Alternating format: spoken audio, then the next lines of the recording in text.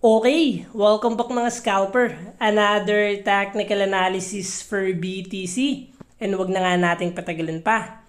Daily time frame is nag-close ng another green candle and average yung volume.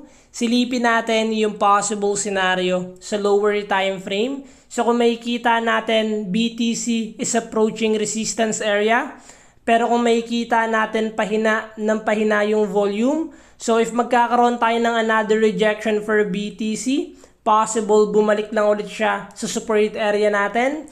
But the moment pakitaan tayo ni BTC ng breakout and volume, possible na magkaroon tayo ng continuation ng momentum sa uptrend momentum. So we will always wait pa rin sa magiging reaction ni BTC kung magbe-breakout ba tayo sa resistance area natin or another rejection para i-continue niya lang yung momentum ng symmetrical triangle.